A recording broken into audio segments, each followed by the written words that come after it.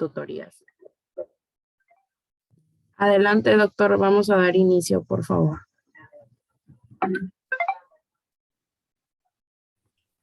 Muy buenos días, tengan todos los presentes, jóvenes ilustres, futuro de México. Aquí andamos otra vez. Antes de iniciar este curso remedial, es necesario agradecer al director de la facultad, José Ramón Bonilla Rojas, y a la responsable del programa institucional de tutorías de nuestra facultad, a la maestra Dominique Morales Silva, por siempre estar al pendiente de sus estudiantes y fomentar este tipo de actividades académicas para que todos ustedes puedan tener un mejor panorama de lo que es las asignaturas y, por qué no, remediar algunos problemas que tengan por ahí en relación a exámenes extraordinarios. ¿Cómo vamos a trabajar? Es preciso señalarles que no se puede explicar el plan de estudios como si estuviéramos trabajando de forma semestral, pero sí vamos a explicarlo de una forma general y vamos a tocar todos los temas concernientes a la asignatura de Derecho Familiar. Voy a tratar de hacerlo bastante sencillo para que ustedes puedan quedarse con algunas nociones, con algún aprendizaje significativo que les pueda ser de utilidad, ya sea para acreditar sus materias o para el ejercicio profesional futuro de nuestra carrera, que es la licenciatura en Derecho. Veo algunos rostros conocidos, me da mucho gusto verlos por aquí. Espero que no sea por mi culpa que estén tomando este tipo de cursos y que sea solamente por acrecentar o incrementar sus conocimientos en la materia. Así que vamos a dar inicio a nuestro curso remedial.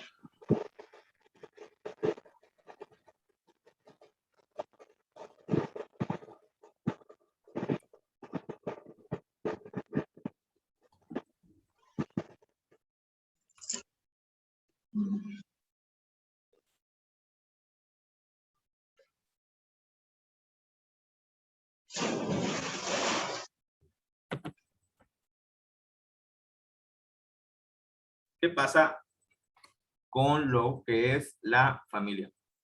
Jóvenes, independientemente del origen que todos tengamos, ya sea si tenemos lazos consanguíneos, por afinidad o adopción, o desconozcamos el paradero de nuestros padres, todos tenemos una familia que es, independientemente de la forma en cómo se desempeña, quien siempre te va a respaldar.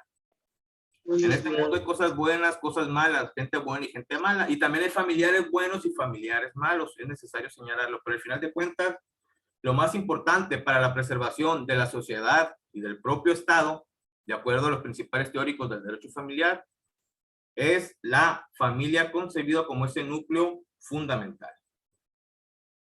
Entonces, ¿cómo podemos determinar o hablar de qué trata la familia? De acuerdo con Huitrón Fontevilla o el Código Familiar de Sinaloa, la familia se concibe como una institución social. ¿Por qué una institución social? Porque proviene de la misma composición de la sociedad y está respaldada por el Estado. Es decir, podemos llamar que la familia son esas personas que están unidas por algún vínculo jurídico de los aceptados dentro del derecho familiar. Entonces, pueden estar, ¿dónde surge la familia? Surge del matrimonio, surge del concubinato o de los diferentes tipos de parentesco. Estamos hablando de consanguinidad, adopción o afinidad. Entonces tenemos que la familia es esa institución social unida por vínculos jurídicos o por nexos, como lo son el matrimonio, el concubinato, el parentesco, ya sea por consanguinidad, adopción o afinidad. Igualmente, así lo regula el artículo 2 del Código Familiar de Sinaloa. ¿De qué se trata esto? No se trata de que memoricen las definiciones, sino que ustedes tengan las nociones básicas de lo que es la familia y cómo surge. Surge a través de un vínculo o de un nexo por matrimonio, concubinato, parentesco por consanguinidad, adopción, que es equiparable de consanguinidad, y la afinidad. Esto es la familia. Institución social formada por un grupo de personas unidos por estos nexos. Ahora bien, ¿qué es el derecho familiar o de qué trata el derecho familiar? Recordemos que todas las clásicas definiciones de derecho nos hablan de un conjunto de normas. Pero ¿qué es lo principal aquí? Que estas normas van destinadas a proteger las relaciones familiares, a proteger la institución más importante para la sociedad del Estado, como ya se lo mencioné, que es la familia, que regulan la vida y las relaciones entre los miembros de la familia, su relación con otras familias y sus relaciones con el propio Estado, que ahorita vamos a ver por qué se relacionan con el Estado. Recordemos que el derecho familiar es de orden público e interés social. ¿Por qué? Porque el Estado da las condiciones necesarias para su protección. El Estado no interviene directamente en el derecho familiar, tal como lo hace con el derecho penal. Aquí el respaldo que da el Estado es la creación de todos los medios necesarios para garantizar el interés superior de la familia. Entonces, podemos concluir en este tema que el derecho familiar son esas normas jurídicas que regulan las relaciones de los miembros de las familias, tanto internas como externas, y sus relaciones con el Estado. Esto es lo que nos dicen algunos teóricos de la materia. Ahora bien, ¿de dónde nace o de dónde surge el derecho familiar? Nace, así como lo vimos ahorita, el origen de la familia. El derecho familiar, ¿de dónde nace? Nace de cuando se crean las relaciones familiares a través del matrimonio, del concubinato, de la procreación y de la adopción. ¿Correcto? Estas son las fuentes del derecho familiar, porque aquí empiezan a surgir estos vínculos y estos nexos entre las personas integrantes de la familia. ¿Por qué? A partir de un matrimonio se crea una familia, nacen los hijos, nacen los nietos, etcétera. Entonces empieza el surgimiento de derechos y obligaciones, que para el caso del derecho familiar, si tú no quieres cumplir con tus obligaciones, entra el Estado y te apoya para obligarte a cumplirlas. A comparación de otras materias donde, como el derecho civil, que predomina la autonomía de la voluntad. Entonces tenemos que, una vez que surgen las relaciones familiares a través del matrimonio, concubinato, procreación y adopción, surgen esa serie de derechos y obligaciones que tú estás forzosamente obligado a cumplir. Si no, existen los mecanismos coactivos necesarios para obligarte a hacerlo. Incluso no porque hablemos de derecho familiar no significa que no puedas ir a la cárcel, porque sí puedes ir a la cárcel a través del incumplimiento de obligaciones o de la violencia familiar.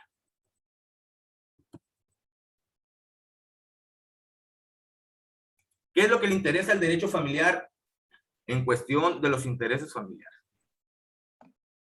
Por eso menciono este subtema de fines y principios aplicables en el derecho familiar. Aquí lo que predomina es el orden público e interés social,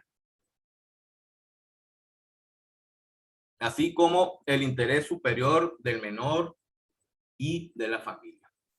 El interés superior del menor y de la familia ya lo han escuchado, yo creo, muchísimas veces. ¿Pero qué implica este? Para el derecho familiar, lo fundamental es proteger los intereses del menor y que se respeten los derechos de la familia, siendo que es el pilar de la sociedad y para la preservación de la misma y del propio Estado. El orden público y interés social, ya lo comenté ahorita, el Estado no interviene directamente en las relaciones familiares, ni cuando se dirimen las controversias suscitadas en torno a ella, sino que el Estado crea las condiciones para que se garantice el interés superior del menor y de la familia. Estamos hablando de creación de legislaciones, de juzgados y de instituciones protectoras de la familia. Esas condiciones son las que crea el Estado. No interviene directamente, pero crea esas condiciones. Así que esto es lo primordial y lo que le importa al derecho familiar, siendo una de las ramas del derecho más importantes en el mundo jurídico. A pesar que, como lo he mencionado anteriormente, en otras conferencias, en otros cursos, Se menosprecia mucho al derecho familiar, pero es uno de los principales para la estabilidad social y por ende del núcleo familiar. Legislación exclusiva para la familia. Jóvenes, siempre que doy derecho familiar, muchos están confundidos. ¿Por qué? El derecho familiar se encuentra regulado en los códigos civiles o de procedimientos civiles para otros estados. Para el caso del estado de Sinaloa, existe el Código Familiar para el estado de Sinaloa que se encarga de regular sus instituciones o figuras jurídicas. Estamos hablando de matrimonio, alimentos, concubinato, parentesco, etcétera. Y luego se tiene el Código de Procedimientos Familiares de Sinaloa, el cual establece los procesos y procedimientos para resolver los conflictos familiares. ¿Por qué pasa esto? El derecho familiar en México es derecho local o derecho común. Es decir, cada estado de la República decide si tiene un código familiar o de procedimientos familiares o un código civil y de procedimientos civiles. ¿Por qué? Porque en algunos estados no han creado códigos familiares porque se resisten a que el derecho familiar es independientemente del derecho civil. Entonces, en algunos estados, las normas de derecho familiar siguen concentradas en códigos civiles. Para lo que a nosotros nos interesa es el estado de Sinaloa. En Sinaloa existe un código familiar y un código de procedimientos familiares. Eso que quede claro. ¿Por qué? Porque cuando ustedes toman su curso de derecho familiar, su asignatura, se utilizan libros de teóricos para hacer un análisis comparativo de las instituciones. Pero en esos libros mencionan código civil. ¿Por qué?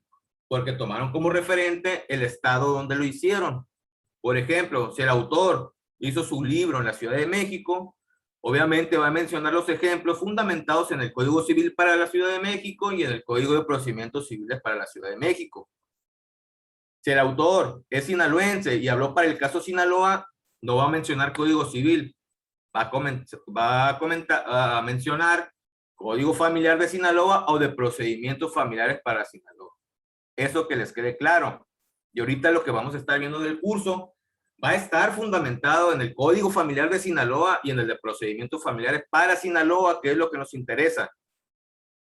Se puede analizar otros estados solo para fines comparativos. Aquí nos interesa el Código Familiar y el Código de Procedimientos Familiares. Eso que les quede claro.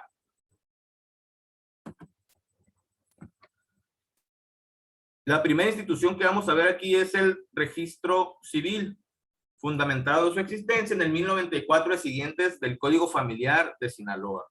Para, si quieren ustedes hacer un mayor análisis que el que vamos a presentar ahí, pueden consultar la legislación existente. ¿Qué es el Registro Civil?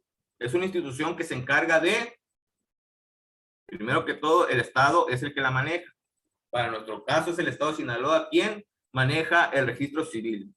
Esta institución se encarga de inscribir, autorizar, certificar y dar publicidad a los hechos relacionados con el estado familiar de las personas. Otra confusión muy común en relación al estado familiar, que es un término no muy común que entró en vigor en 2013 cuando salió el Código Familiar de Sinaloa, es el estado civil. Que quede claro, se les pregunta, dime tu estado familiar, se están refiriendo al estado civil. Cualquiera de los dos términos es correcto, pero incluso el Código Familiar maneja indistintamente el término de estado civil y de estado familiar. Entonces, el registro civil se encarga de regular, controlar, autorizar, inscribir todos los actos y hechos que tengan que ver con el estado civil y con el estado familiar. Esas son las funciones del registro civil.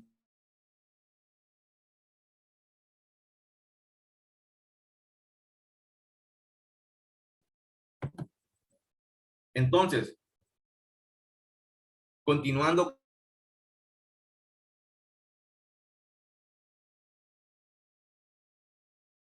con lo anterior que menciona el Código Familiar de Sinaloa en el tema del registro civil. El estado civil o estado familiar es una situación jurídica que tiene toda persona en relación a su familia. Entonces estamos hablando de estado familiar o estado civil. ¿De dónde surge este estado familiar o estado civil? De las fuentes del derecho familiar, matrimonio, concubinato, parentesco. Y al tener ese vínculo y ese nexo te hace acreedor a un estado civil.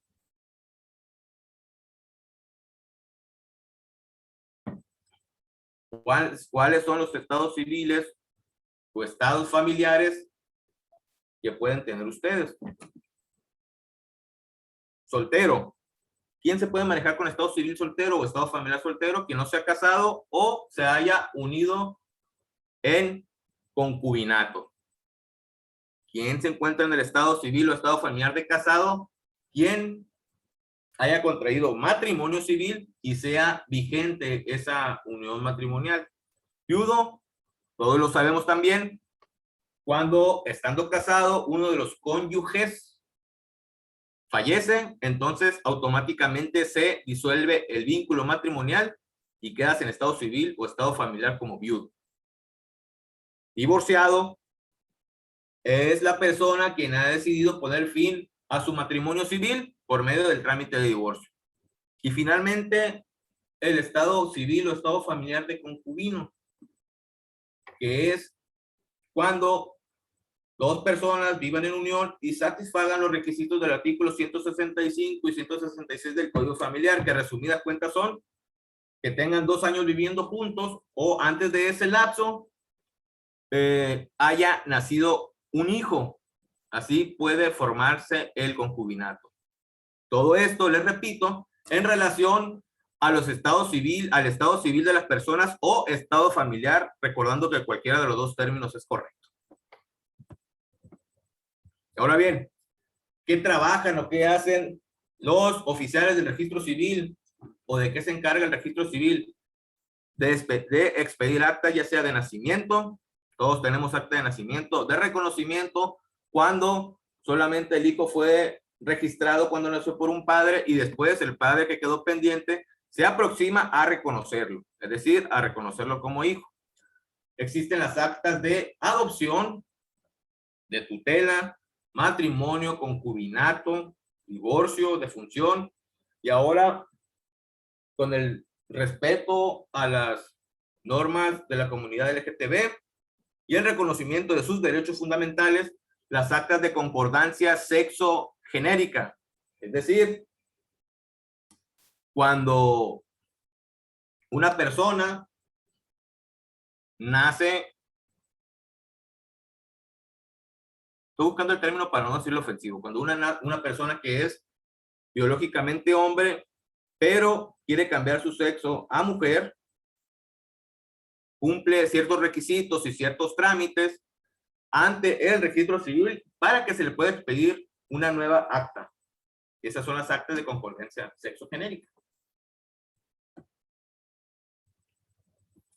Hay ocasiones en que se cometen errores al expedir un acta de estado civil o de estado familiar. Y hay supuestos que marca el Código Familiar de Sinaloa en el 1193, donde procede la modificación del acta de nacimiento. ¿Cuáles son estos supuestos?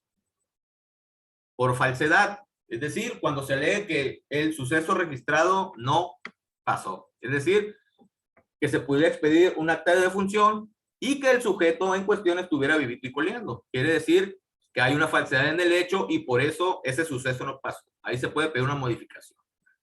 Por desacuerdo con la realidad, es decir, cuando una persona se ha manejado toda la vida como Pancho Pérez y resulta que en su acta de nacimiento está escrito Pancho López y él tiene toda la documentación para probarla, entonces puede solicitar la modificación. Y también por enmienda, cuando se solicita ver algún otro nombre o dato esencial que afecta el estado civil. Por ejemplo, a lo mejor la persona registrada es hombre y se la asentó como mujer. Y la última causal para pedir una modificación de acta de nacimiento es cuando el nombre propio sea de evidente afrenta social. ¿Qué quiere decir esto? Cuando el nombre con que fue registrado la persona le vaya a causar problemas, o sea, un nombre ofensivo. No voy a dar ejemplos para dar un poco de seriedad al curso, pero sí los existe. Es decir, evidente afrenta social significa que el nombre sea ofensivo o que genere burlas o que sea ofensivo para un sector de la población, etc.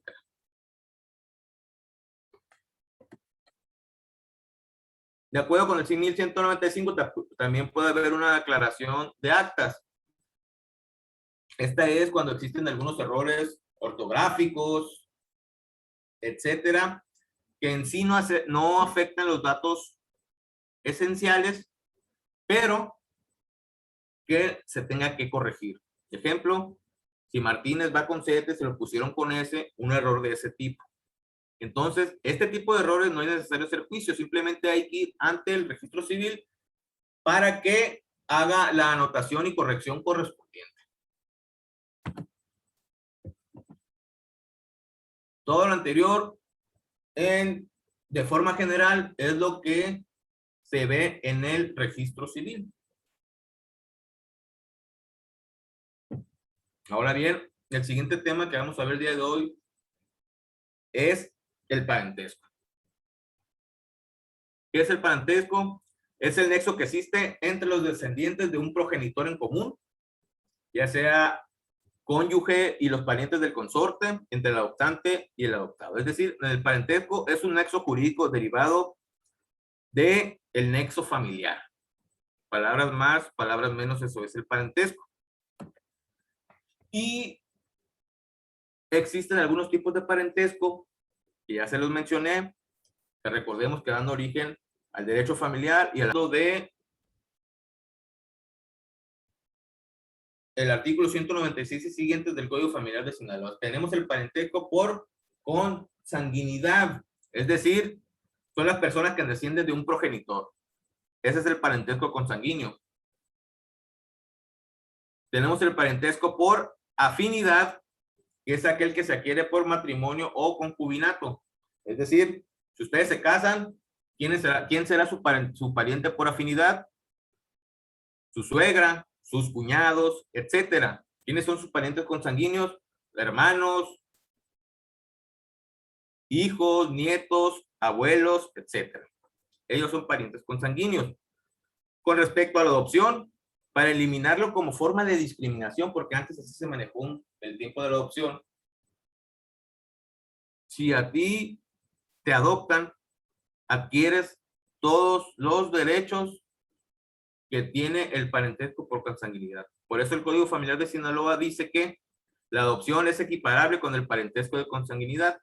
Entonces tenemos parentesco por afinidad, por adopción y por consanguinidad. Esto de acuerdo a lo que regula el Código Familiar de Sinaloa.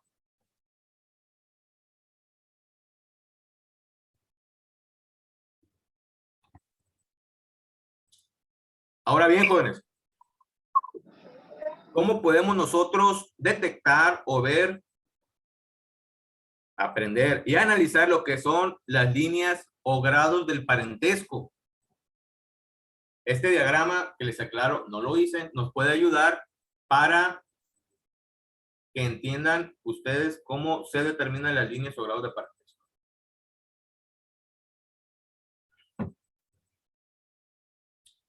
Tenemos el parentesco o la línea de sucesión que puede ser recta o directa, ascendente o descendente. ¿Cómo es esto? Recta o directa, estamos hablando que esta persona eres tú y en línea recta es ascendente o descendente. Tu parentesco en línea recta ascendente, estamos hablando de que son tus padres, tus abuelos y tus bisabuelos. Estos padres primer grado, abuelos segundo grado y bisabuelos tercer grado. Esto es línea recta en forma ascendente. Línea recta en forma descendente Ya tenemos a los hijos, a los nietos y a los bisnietos. Y tenemos el parentesco en línea colateral, que estamos hablando que están tus tíos, es decir, los hermanos de tus padres, tus sobrinos o tus sobrinos nietos hasta el 4º grado. Una aclaración muy importante con respecto al matrimonio.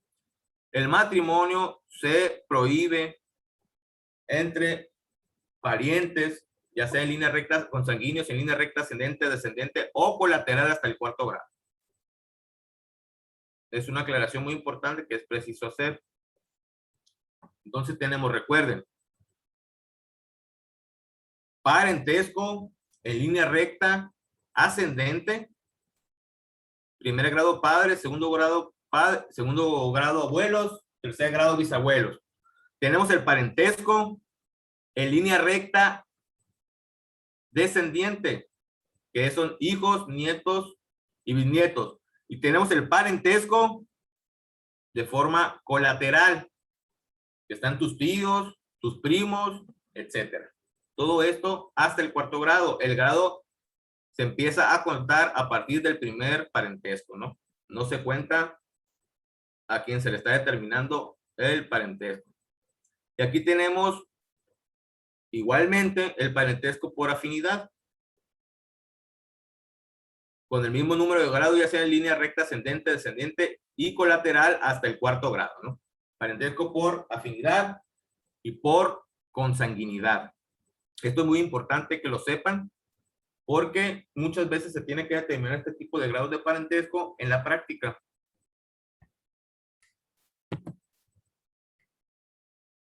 El siguiente tema que vamos a ver son los alimentos. Es un tema muy polémico y que siempre hay trabajo en la materia sobre esto.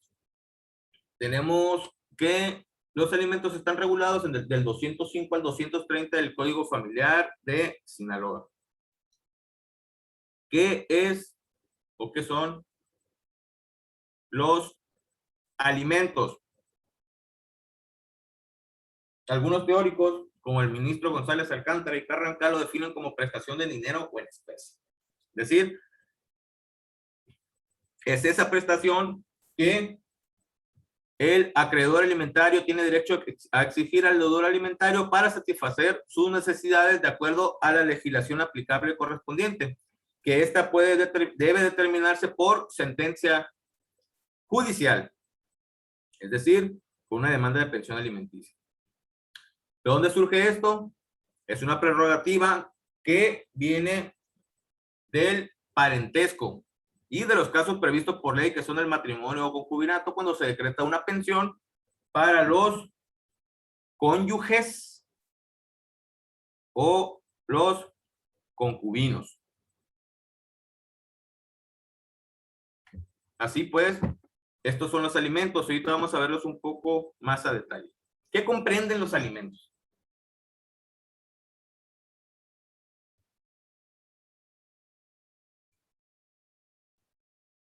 Los alimentos comprenden lo que es la comida, el vestido, el calzado, la habitación, el esparcimiento, la asistencia médica y hospitalaria, e incluso el proporcionar educación para que puedas dedicarte a algún oficio, arte o profesión.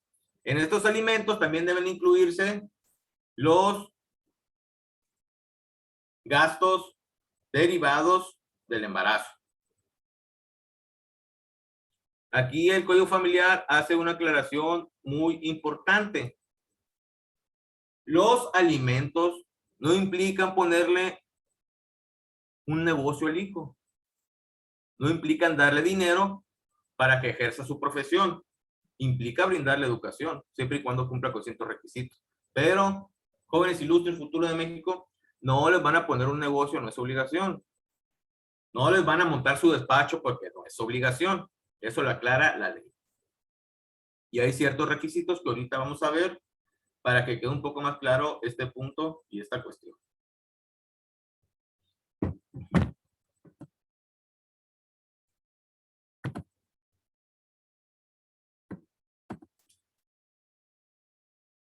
Jóvenes, ¿hasta cuándo los pueden mantener sus padres? Es la pregunta que a todos nos interesa aquí. ¿Hasta cuándo se mantiene la obligación de que el papá o la mamá les dé pensión alimenticia en su caso o que los mantengan?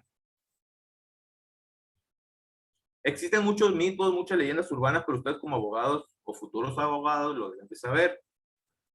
La obligación de otorgar alimentos se prorroga hasta que, punto número 1, ustedes tengan 18 años.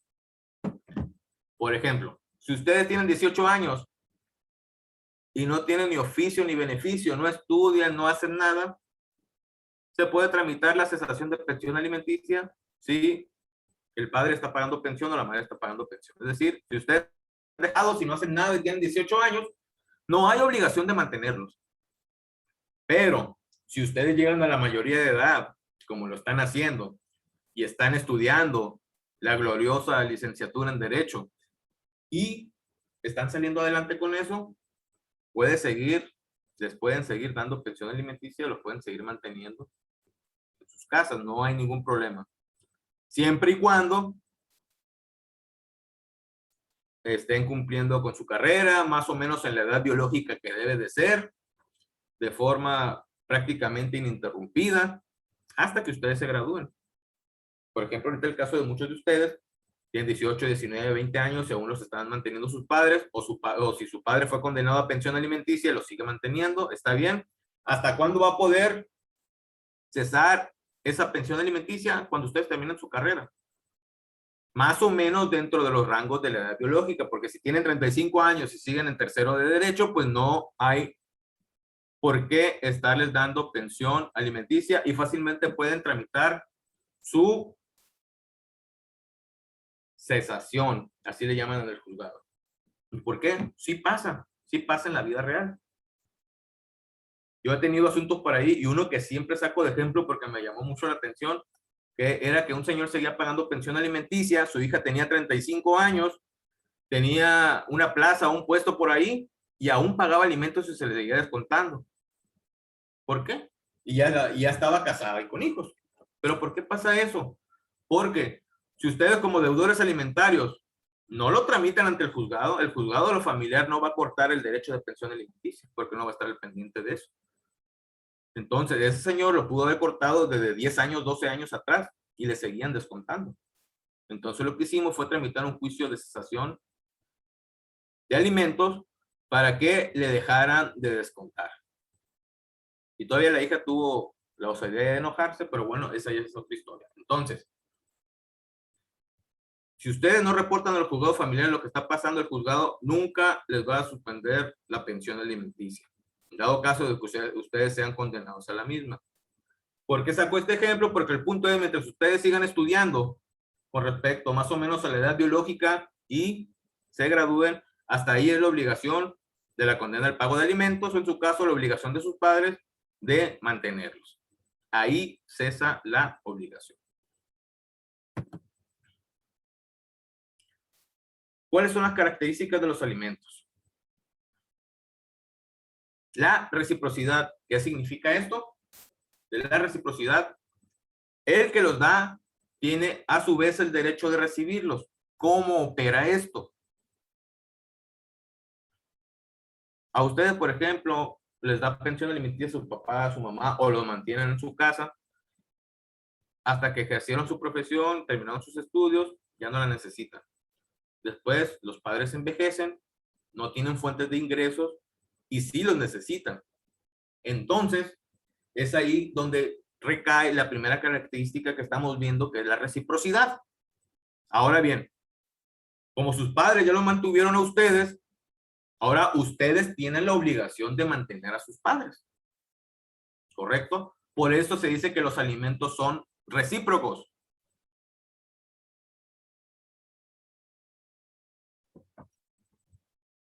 Entonces, de una vez váyanse programando, hagan conciencia de que si bien los padres tienen algunas veces tienen fallas, si ellos los mantuvieron, ustedes alguna vez van a tener que mantenerlos a ellos cuando lleguen a la vejez y no tengan ingresos.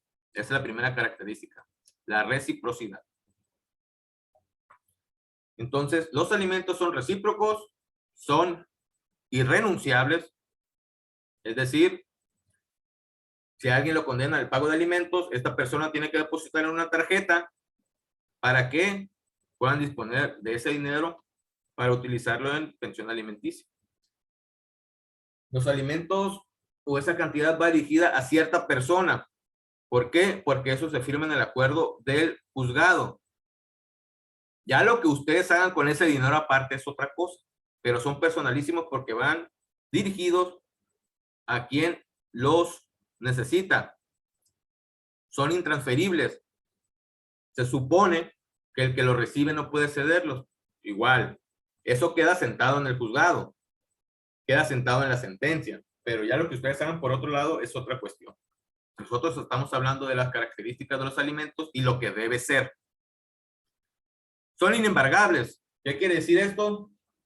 Que cuando se le embarga un deudor alimentario, se le debe dejar lo suficiente para que pueda sobrevivir o pueda comer. Es decir, no pueden quitarle un porcentaje muy elevado de su sueldo porque no podría subsistir, por ende no podría trabajar y por ende no le podría dar alimentos al acreedor alimentario. A mí el punto que me gusta que quede claro siempre es el de la reciprocidad. Prográmense. Si ustedes ya lo mantuvieron y alguna vez sus padres ya de viejos necesitan, ustedes tienen que apoyar a sus padres. Y yo les sugiero que sea de vía voluntaria. ¿Por qué? Porque si no se puede meter una demanda en el juzgado de lo familiar y los van a condenar a alimentos aunque no quieran. Así que mejor es llevar una buena relación y ser conscientes de que sus padres los apoyaron toda la vida. Ahora en su vejez ustedes tienen que apoyar a sus padres. Eso es fundamental. Ahora bien, ¿qué pasa si ustedes incumplen con las obligaciones alimentarias? Pues van a la cárcel, jóvenes. No hay vuelta de hoja aquí. Ahí es donde entra el orden público de interés social y el Estado apoya a la familia. ¿Y cómo los apoya? Cuando uno demanda el incumplimiento de las obligaciones alimentarias, el Estado ¿cómo te apoya? En localizar al padre deudor alimentario y en detenerlo y meterlo a la cárcel. Perdón. Entonces, ¿qué les recomiendo yo? Si son condenados a pagar pensión alimenticia, cumplan con el pago de pensión alimenticia porque los pueden meter a la cárcel. ¿Y cuál es la condena? Prisión de 3 meses a 2 años y una multa, y te pueden privar o suspender tus derechos de familia en relación con el ofendido. ¿Qué es esto? Te puede condenar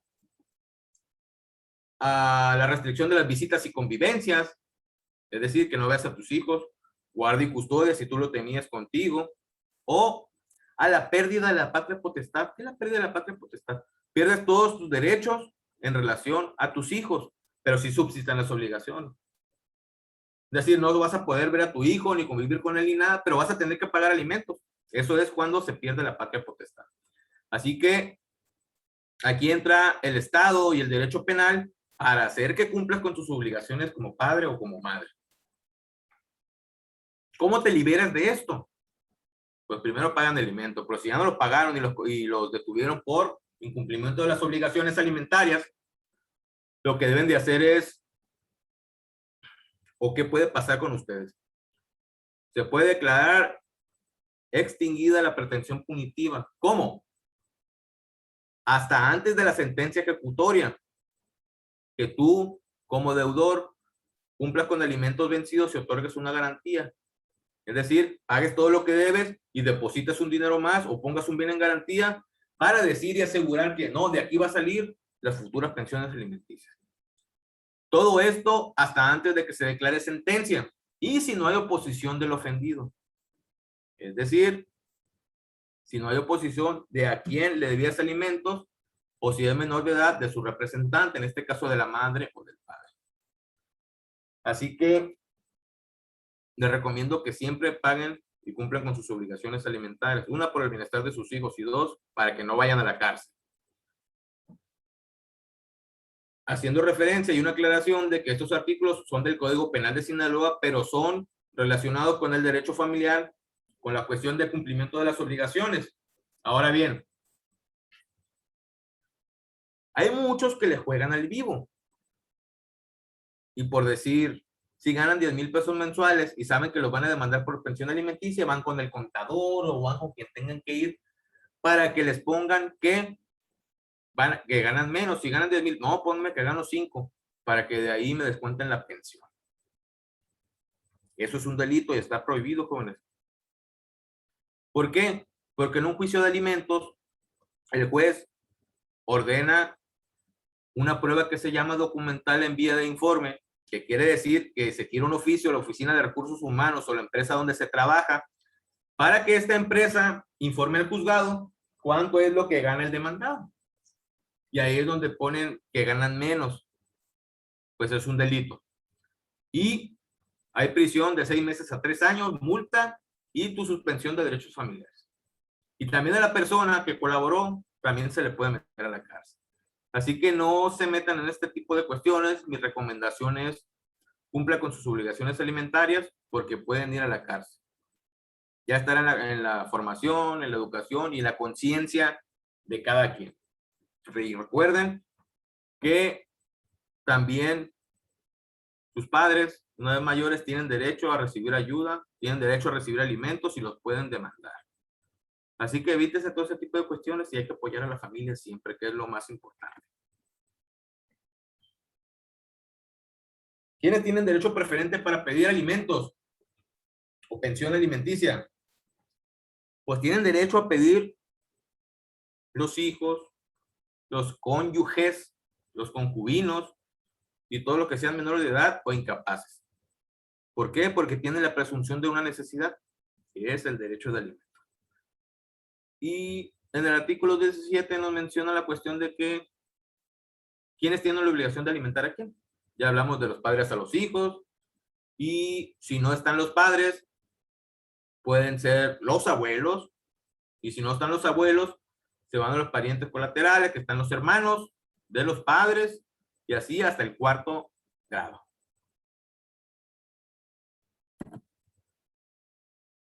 Esto lo acabo de comentar, a falta de imposibilidad de los ascendientes o descendientes, hermanos del padre o de la madre.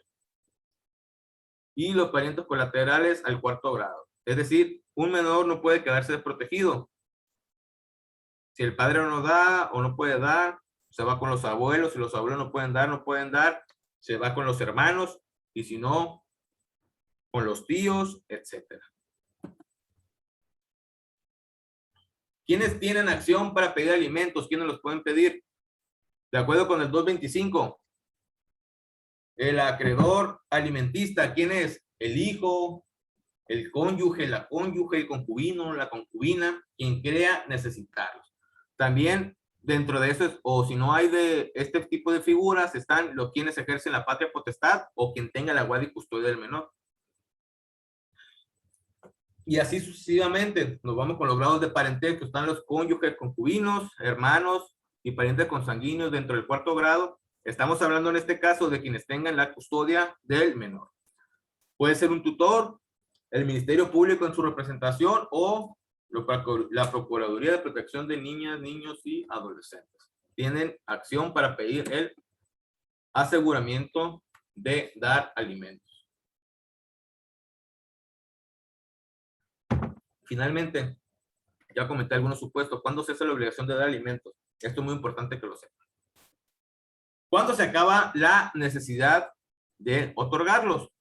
Es decir, cuando ya sean unos prominentes abogados ustedes y se vayan a trabajar, ya no pueden pedir alimentos. ¿Cuándo cesa la obligación? Cuando ustedes, como acreedores alimentarios o quien recibe la pensión alimenticia, ejerce violencia familiar contra el acreedor alimentista. Es decir, ustedes se pongan a golpear o a maltratar a la persona a quien les está otorgando los alimentos. Ahí cesa también la obligación de otorgarlos.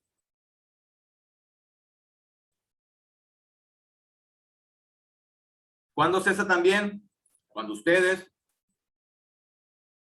tengan alguna mala conducta en relación a que sean drogadictos, dejen de estudiar, no se dediquen a nada. Ahí pueden cesar la obligación de dar alimentos. Otro supuesto cuando cesa, Cuando ustedes ya se creen independientes y se van de la casa a hacer su vida o hacer lo que ustedes quieran hacer, ahí el deudor alimentario puede tramitar la cesación de pensión alimenticia. Otro supuesto es cuando por algún motivo grave, causa grave, accidente, qué sé yo, quien deba otorgar los alimentos no puede darlos, no tenga los medios para cumplir. Otro supuesto, cuando tengan mayoría de edad y no se dediquen a nada, ¿no? Si están estudiando, no hay ningún problema, pero cuando ustedes tienen la mayoría de edad, salvo cuando sean incapaces. Y las demás que señala este código. Entonces, estos son los supuestos que marca el artículo 227 para que cese la obligación de dar alimentos.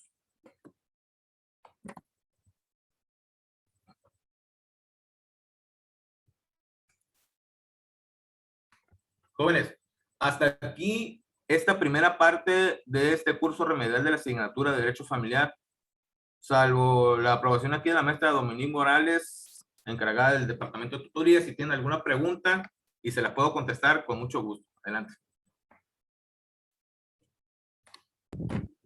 Hola, doctor. Buenas tardes. Yo tengo una duda. Adelante. Si puedo, con muchísimo gusto. Por ejemplo, si el padre no cumple con la pensión alimenticia porque dice que no tiene dinero, ¿se le podría embargar algún bien? Sí, sí es posible. Hay que denunciar en el juzgado de lo familiar el incumplimiento de las obligaciones para que el juzgado, apoyado obviamente por su abogado, tome las medidas correspondientes para buscar la manera de obligarlo a que dé alimentos. Muy bien, gracias. Tengo otra duda. Adelante, si puedo, con gusto. Si no, la dejamos pendiente. Bien. ¿Cuál es la importancia de que estas ramas se separen del derecho civil? O sea, que el derecho civil y derecho familiar sean diferentes. No sé si se garantiza alguna seguridad jurídica o el procedimiento sea más expedito, pero en realidad no sé cuál es la importancia. Muy bien. ¿Cuál es la importancia? La importancia radica que el derecho civil y el derecho familiar son materias totalmente diferentes.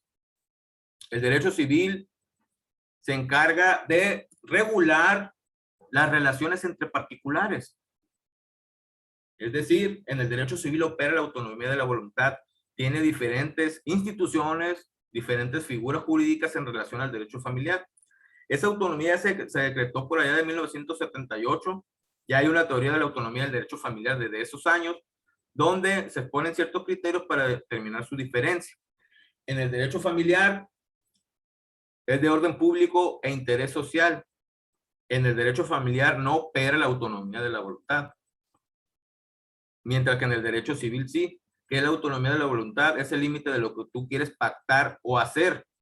Si en el derecho civil cumples o no cumples, pues ya es tu problema.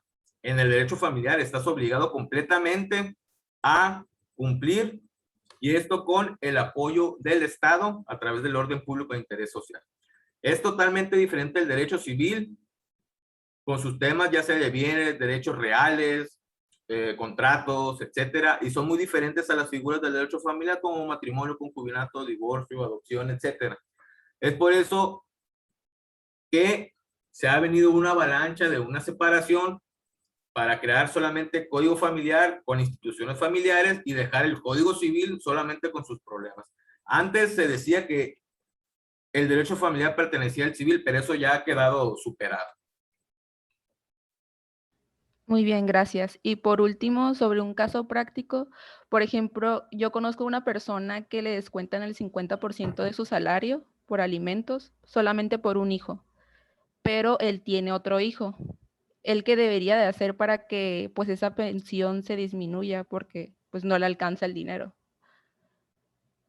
Lo que tienen que hacer es tramitar ante el juzgado de lo familiar la reducción de pensión alimenticia exponiendo los motivos del por qué lo solicita. En este caso, que tiene otro hijo que mantener y que el salario que le queda le es insuficiente. Seguramente le dejaron el 50% porque esta persona no contestó a la demanda de alimentos cuando en su momento le notificaron. Sí, me parece que sí fue. Eso es lo que pasa cuando no contestan. Jóvenes, recomendación, cuando los demanden por alimentos, siempre contestan aunque los vayan a condenar. porque si no contestan, les dejan el 50% de pensión. Muy bien, muchas gracias. De nada.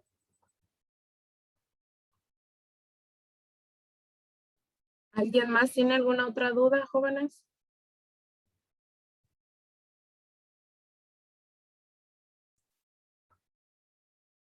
Bueno, Profesor, adelante. Sí. en el caso de la cesación de alimentos, venía en un artículo que las injurias y las faltas que comete el alimentista contra el deudor alimentario, ¿tiene que ser mayor de edad o también procede cuando son menores de edad y les faltan al respeto a sus padres o las injurias? ¿También procede o no? Por ser menor Podría de edad. proceder cuando ya la persona es adolescente. Porque si hablamos de un niño de 8 años, 7 años, 5 años, pues no procedería. Cuando hablamos de alguna persona de 15, 17, 18, 19, ahí podría acreditarse esa causal de cesación y también dependiendo del grado de la injuria, de la amenaza o de la violencia. Si es una persona que te golpea, te deja, acredita algunos tipos de violencia familiar, que es un tema que vamos a ver mañana, ahí se podría tramitar la cesación. Si es un menor de edad que ofende al papá o eso, lo que debería proceder ahí es solicitar la guardia y custodia, acreditando que le están causando algún daño psicológico. ¿Y cómo la puedo solicitar? Que algo que no comparto es a partir de que el menor de edad tenga 12 años, porque la ley dice que, cuando menos en este caso el Código Familiar, dice que deben de permanecer los menores con la madre solamente hasta que tenga los 12 años, creo que es lo que está acreditado. Salvo en otro tipo de cuestiones que la mamá tenga algún problema psicológico, drogadicta, alcohólica, etc.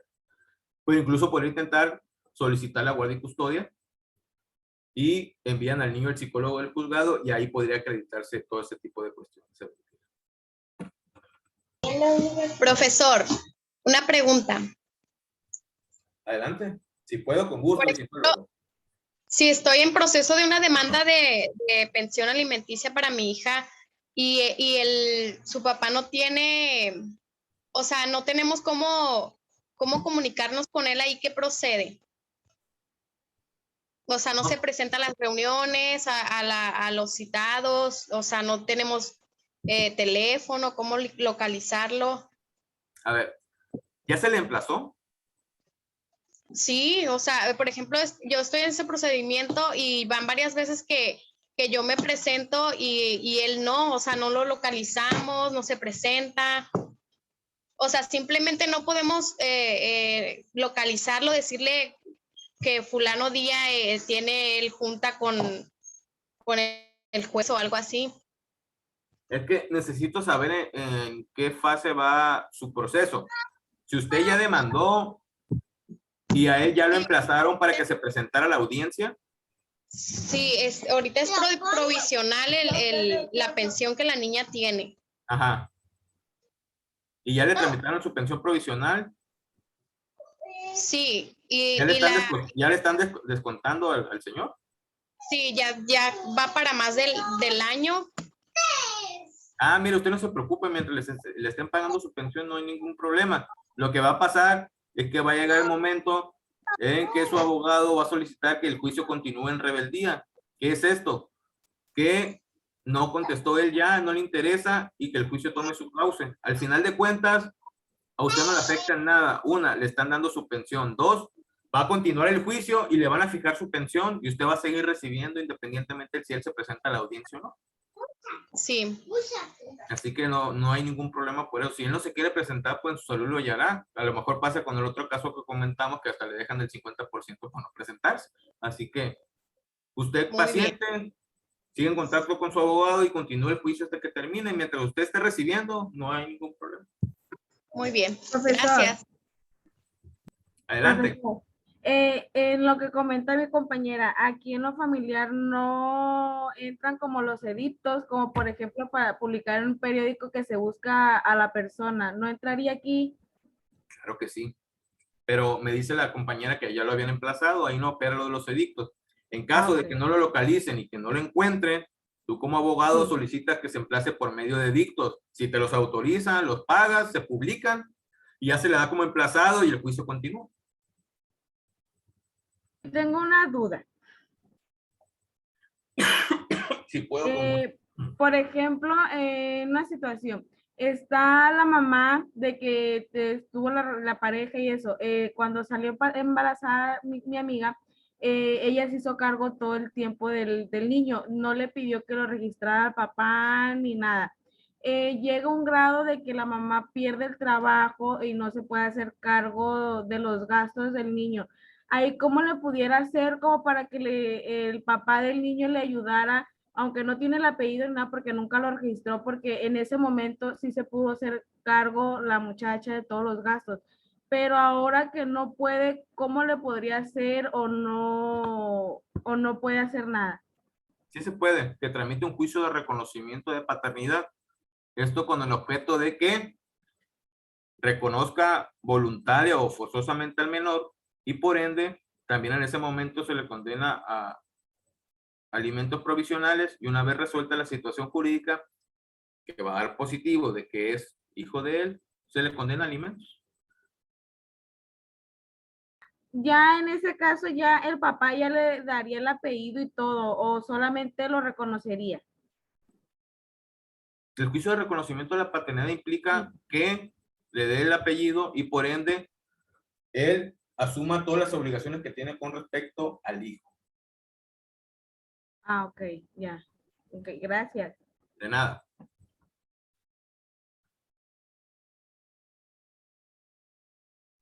¿Alguien más que tenga alguna otra duda? Profesor, Adelante.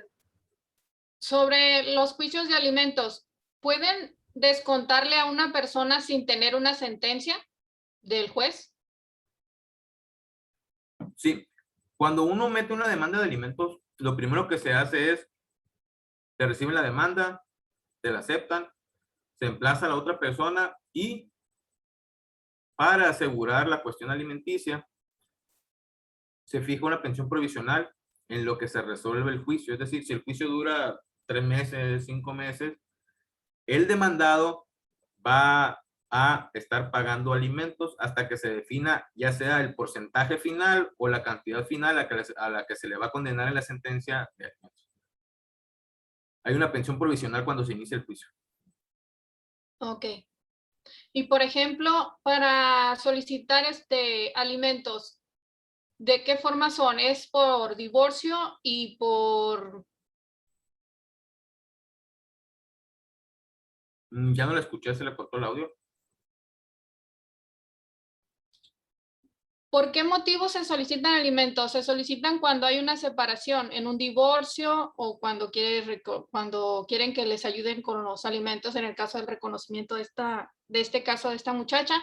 Pero ¿por qué otra cosa? Por ejemplo, si una pareja viven juntos y la mujer le dice al esposo, oye, quiero tener seguro los alimentos, entonces lo engaña y le dice, y va y tramita el juicio de alimentos, siendo que están viviendo juntos, pero no hay ninguna falta, o sea, el del alimento, o sea, viven juntos y todo con la familia.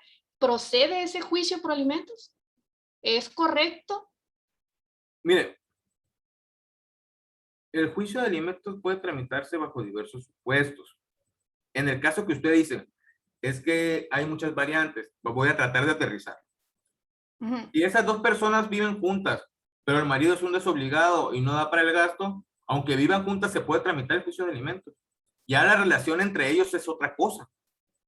No necesitas estar divorciado, no necesita haber separación de cuerpos, no se necesita que el hombre o la mujer vivan en otra casa. Simplemente si hay incumplimiento de la obligación alimentaria, hay muchas mujeres o muchos hombres, para no estar discriminando, pero pongo el caso de la mujer. Hay muchas mujeres que aguantan el flojo, que esté viviendo ahí a pesar de que no apoya con el gasto, por amor, por miedo, por lo que usted quiera. Pero sí puede tramitar un juicio de alimentos para asegurar que le den para el gasto. O sea, sí se puede. Ah, ok, gracias. De nada. Yo tengo Disculpe. una pregunta. Adelante. Por ejemplo, en el caso de un abuelito que tiene No. que, o sea, si tiene una pensión y a lo mejor es muy poquita y no le alcanza para sus medicamentos o lo que sea, y el hijo dice, no, pero es que mi papá sí tiene pensión, yo no tengo por qué pagarle si él tiene, pero a él no le alcanza, ¿podría entrarlo de alimentos o ya no? Se puede intentar, claro que sí, porque hay muchas pensiones que son de 1,000 pesos o 2,000 pesos y eso no ajusta en nada para un gasto de una persona mayor que requiere atención. Se puede intentar y se puede pedir. O sea, entonces se tendría que proceder una demanda igual como si fuera de un niño. Claro que sí, nomás poniendo los antecedentes de que es una persona ya adulta, de que sí tiene ciertos padecimientos, que no le ajusta para esto y que sus hijos no lo ayudan y que requiere. Okay. ¿Y eso solo podría demandar a sus hijos o quién más? O sea, si él, por ejemplo, nunca tuvo hijos, un hermano. Puede solicitar la ayuda de un hermano, sí, Gracias. de nada. Yo tengo una duda. Si al deudor alimentario no se le pueden comprobar ingresos, ¿no se le podría obligar a que trabaje o simplemente pues no se le podría exigir la pensión? Y en dado caso de que no, él no pueda dar pensión y ya sea que se le pida a un abuelo, a tíos, ¿sería obligatorio para ellos dar esta pensión? Le explico. Si una persona no se le puede comprobar ingresos, a esta persona, al deudor alimentario, se le condena a cierta cantidad de dinero.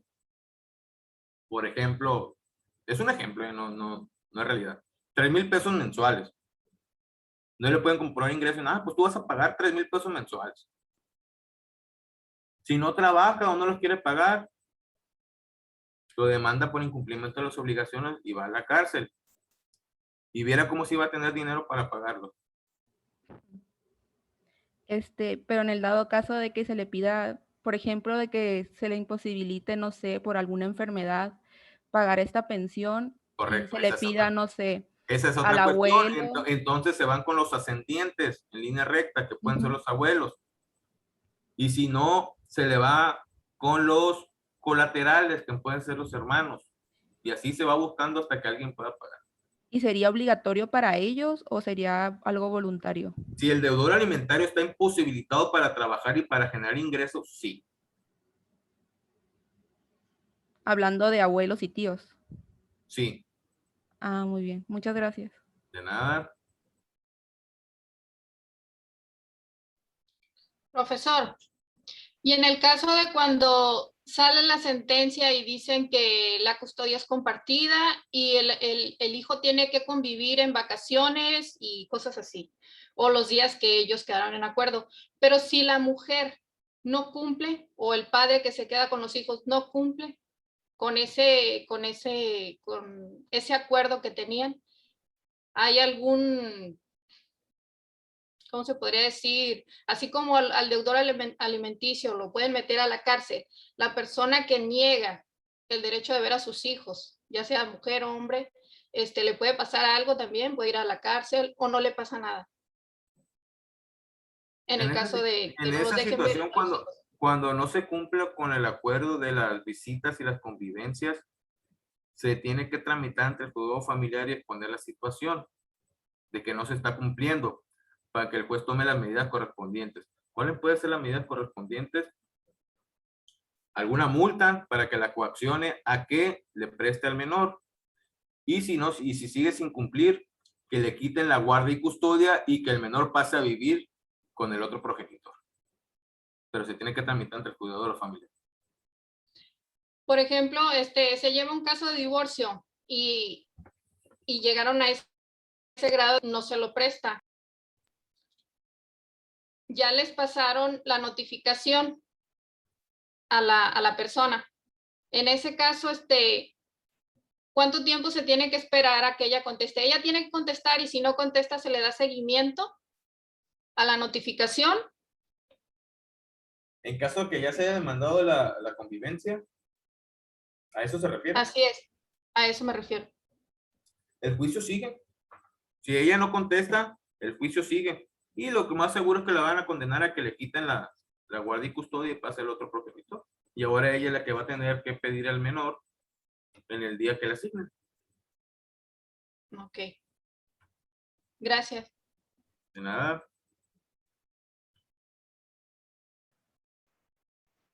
Bueno, si ya no hay más preguntas, nos vemos el día de mañana, igual a las 11 de la mañana por el mismo link que les mandamos. Y pues les agradecemos mucho que nos hayan acompañado el día de hoy. Por favor, mañana les pedimos puntualidad y que si puedan prender sus cámaras a los que no lo hicieron el día de hoy. Los que no se hayan registrado hoy, hay que registrarse por medio del chat, por favor. Muchas gracias, profesor. Maestra, Adelante, mande. jóvenes, solo un anuncio. Mañana vamos a empezar a las puras 11 porque necesito salir 11:45 porque tengo una reunión a las 12. Así que les pido, por favor, la puntualidad porque si vamos a tratar de empezar a las puras 11 por esa cuestión. No es culpa de ustedes, pero también son compromisos laborales de su servidor. Muchas gracias a todos. Yo les agradezco su presencia y su interés. Y pues nos vemos el día de mañana. Espero que les haya quedado un poco de esta primera mitad del curso que estamos tratando aquí de proporcionar. Gracias y buen día.